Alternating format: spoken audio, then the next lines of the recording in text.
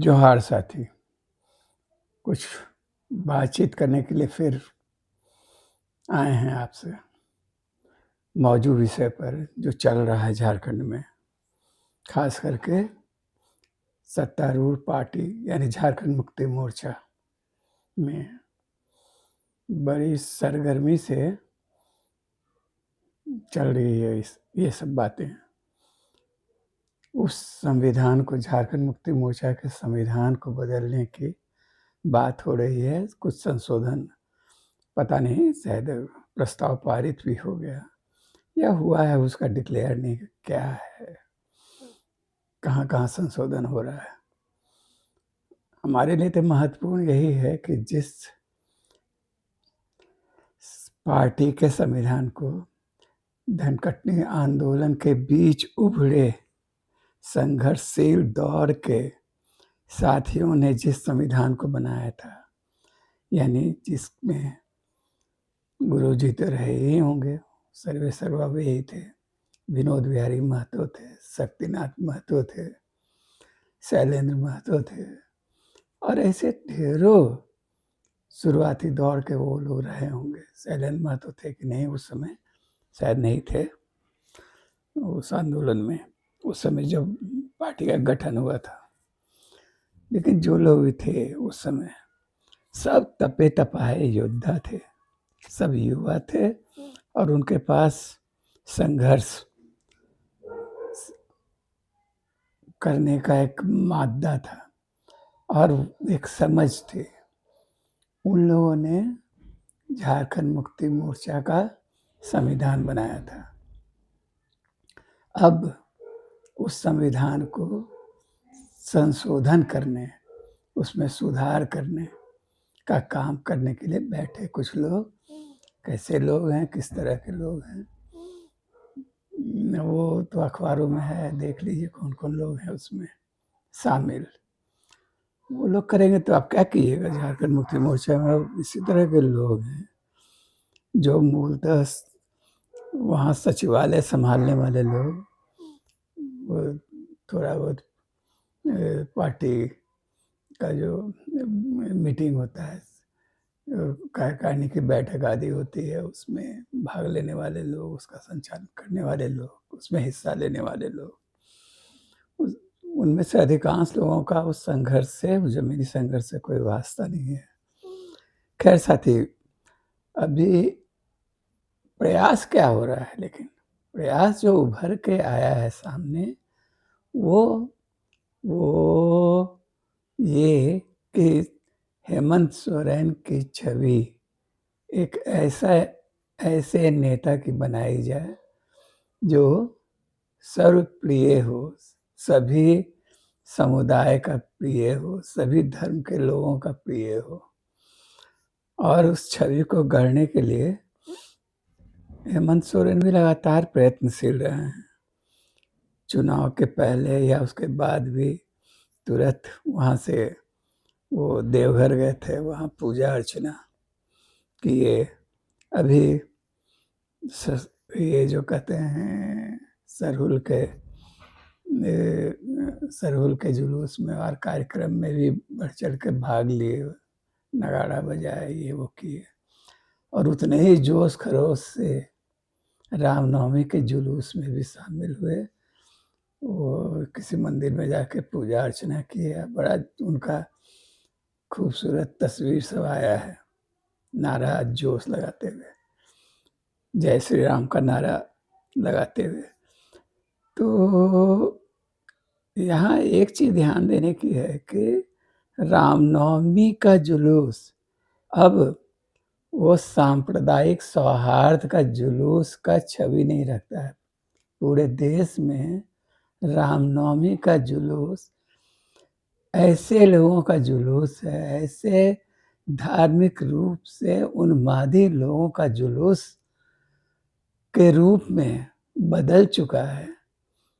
यह है, बहुत शुरू से ही वैसा ही था, लेकिन अब और ज़्यादा तीव्र होता जा रहा है उसकी वो छवि जो दूसरे धर्म के लोगों के प्रति, दूसरे धर्म के अनुयायियों के प्रति, मस्जिद के प्रति और अभी तो खुल के नहीं आया है, लेकिन चर्चों के खिलाफ भी हो सकता है देर सवेर अब वो नाचना गाना, उसके सामने कोहराम मचाना और उसके मीनार पर चढ़ जाना, झंडे लहराना और हर प्रयास करना ये कि किसी तरह सांप्रदायिक सौहार्द बिगड़े, धार्मिक उन्माद फैले और हिंदू वोटों का ध्रुवीकरण हो।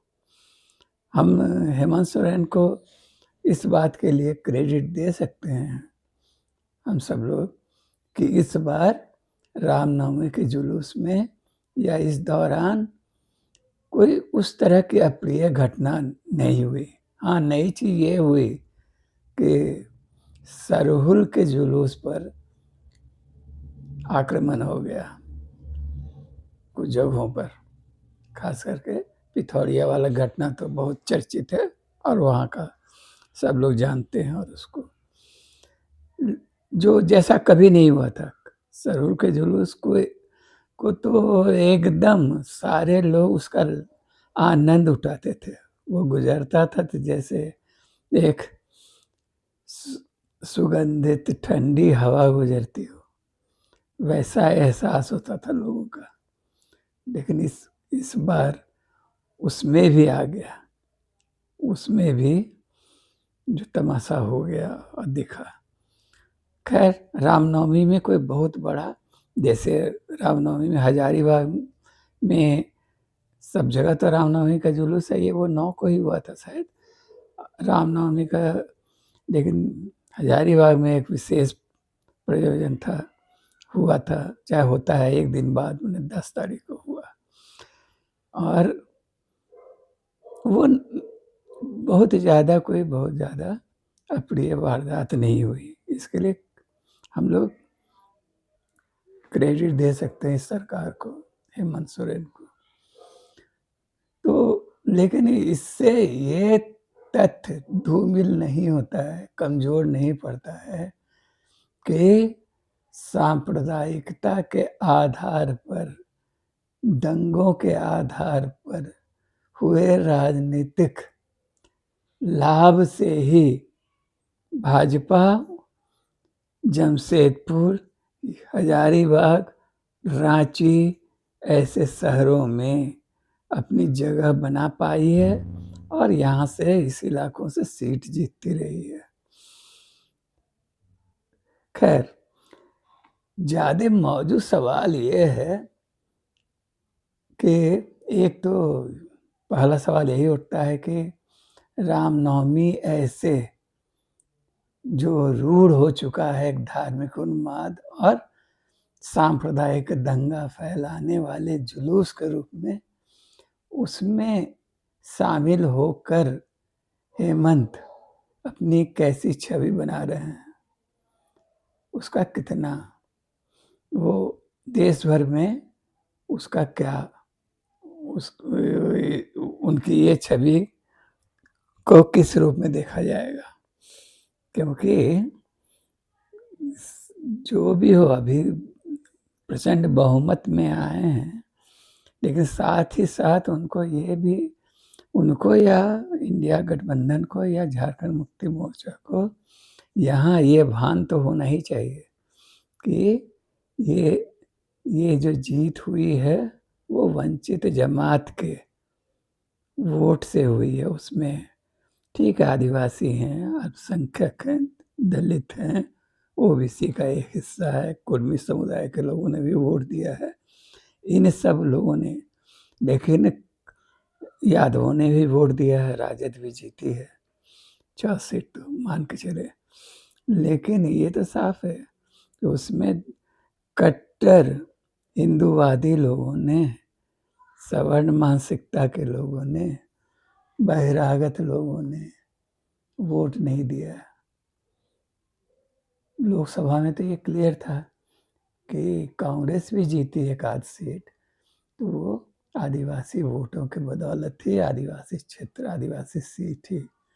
और विधानसभा में भी के सीट में भी हालांकि जीत हुई है और बहुत अच्छी जीत हुई है। लेकिन ये भी गौर से देखिएगा तो शहरी इलाकों में और वोट नहीं मिला है। तो क्या हेमंत सोरेन वंचित जमात के नेता के रूप में, एक जननायक के रूप में जो छवि उनकी बन रही है, अब बन रही थी, उससे ज़्यादा इतर, उससे ज़्यादा अलग राजनीतिक लाभ अपनी इस नई छवि से बना पाएंगे, राजनीतिक लाभ हासिल कर पाएंगे? क्या, दो टूक सवाल, क्या वो उनको बहिरागत वोट मिलेगा? हालांकि हेमंत सोरेन लगातार अभी नहीं, हमेशा से ये कोशिश करते रहे हैं कि उनकी छवि एक कट्टर आदिवासी नेता की न बनकर एक एक मॉडरेट झारखंडी नेता की उनकी छवि बने, और उसका लाभ भी एक हद तक उनको मिला है।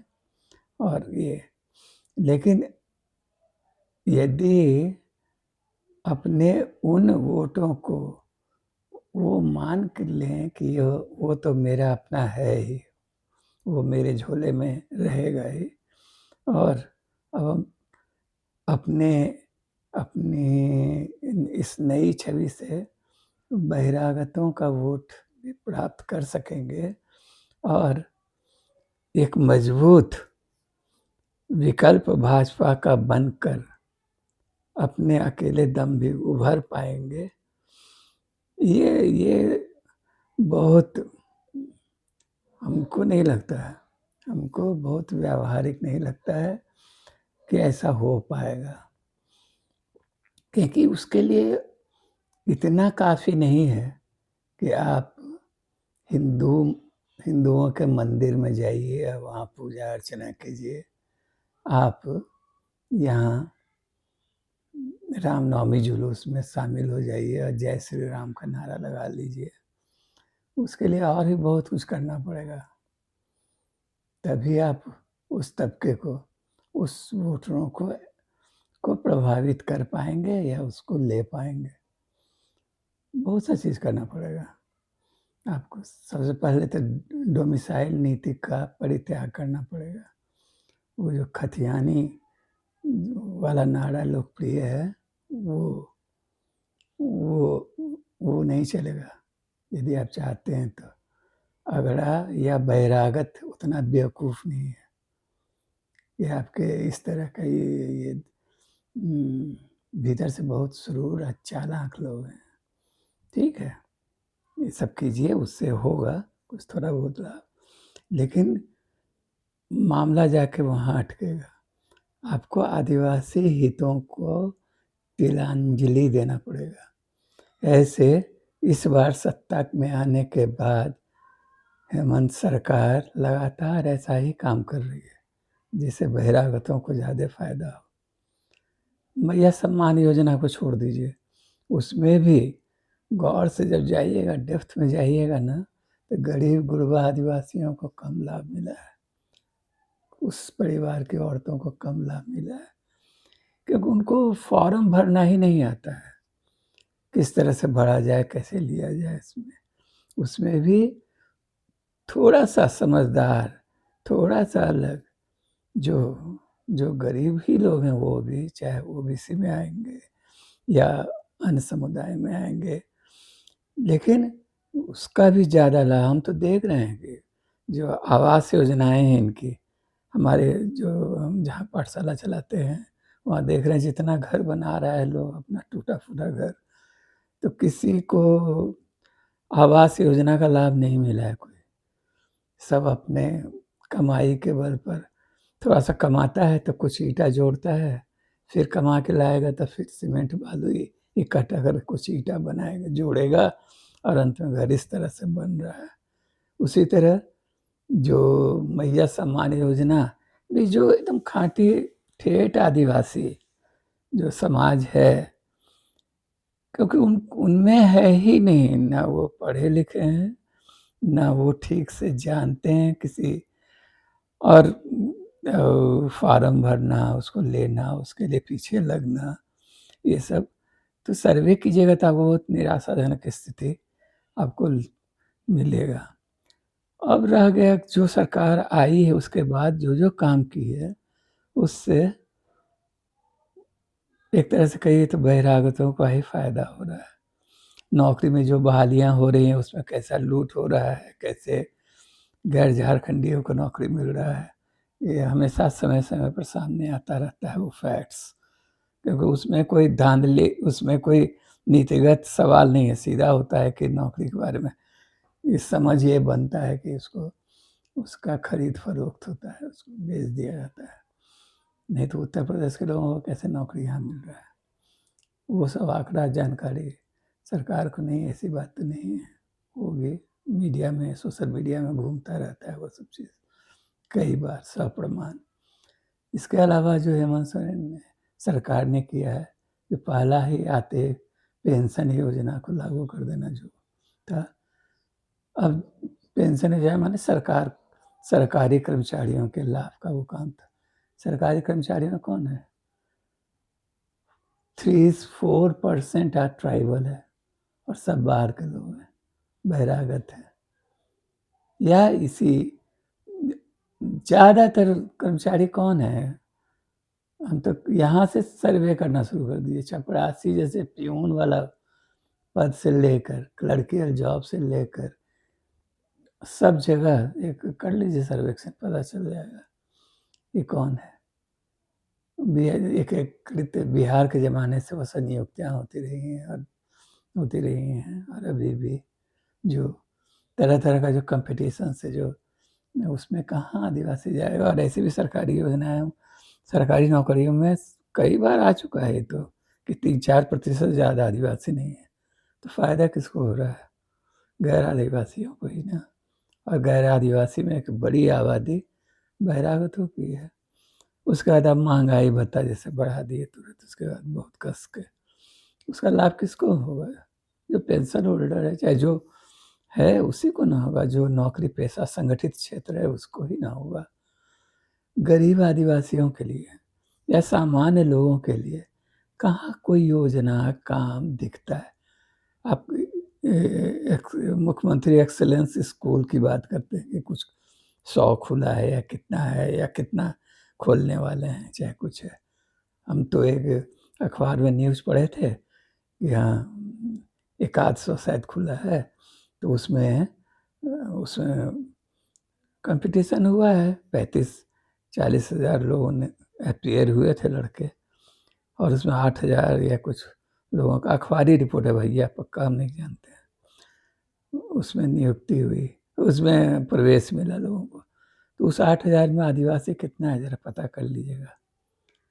कंपटीशन जहाँ भी हो रहा है अंग्रेजी माध्यम के स्कूलों के नाम पर, और वहाँ कुछ तो वो कैलिबर होना चाहिए, ज्ञान होना चाहिए, तो वो उस तरह का काम, माने कहने के लिए लगता है कि ठीक है, अब वह सरकार है और ये है, लेकिन वो काम जो अभी इस पाली में कम से कम, और ऐसे आप जो लंबित जो डिमांड्स है आदिवासी समाज का, आदिवासी नहीं झारखंडी समाज का, जो आप घोषणा पत्र में मैंने प्रॉमिस किए थे कि उसको फुलफिल करेंगे, उसमें से तो कोई एक भी नहीं हुआ है अभी मुकम्मल।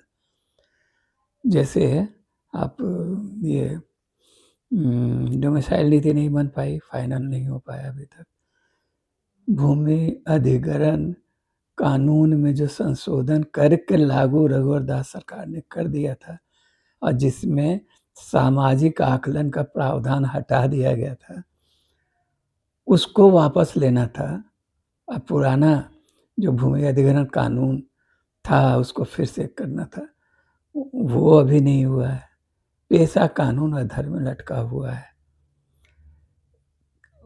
उसके यानी हर जो सरना कोर्ट का मामला लटका हुआ है, तो सब चीज़ तो लटका ही हुआ है और इसी बीच एक नई छवि बनाने की कोशिश।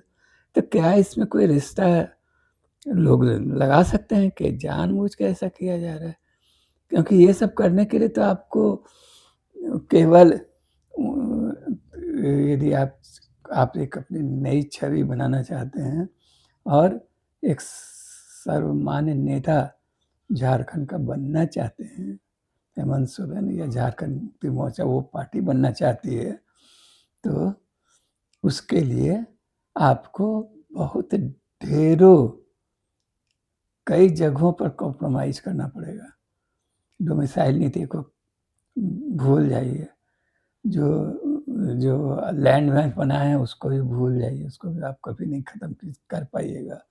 जो भूमि अधिग्रहण कानून में संशोधन वाला जो लागू है उसको आप नहीं कर पाइएगा। पेशा कानून को अभी तक नहीं हो पाया है। हमारे कुछ साथी लगाए हैं जोड़ के कांग्रेस रोक रही है, तो कांग्रेस रोक रही है तो कांग्रेस समर्थ को हटाओ, उसको काबू करो, सरकार आपकी और कांग्रेस आपको रोक दे रही है। तो ये सब मजाक है ये, या सच बोलने का साहस नहीं है कि सरकार नहीं चाह रही है करना, पेशा कानून को लागू करना। तो ये सारा चीज़ जो है, लेकिन और इसके बावजूद भी एक तो आपको इन सब चीज़ों पर कॉम्प्रोमाइज़ करना ही पड़ेगा। रामनवमी में जुलूस में शामिल होकर या देवघर में मंदिर में पूजा अर्चना करके बहिरागत आपको वोट नहीं देने वाला है। बाहर के लोग वोट देने वाले नहीं हैं। उनका आर्थिक हित सधना होगा तभी आपको वो वोट देंगे। तब आपको वो जो आप एक डोमिसाइल नीति के लिए एक समय सीमा बाँधना चाहते हैं, वो पुराने खतियानी ही रहेंगे डोमिसाइल नीति में, वो नहीं चलेगा, कोई नहीं मानने वाला है। इस तरह का सारा चीज़।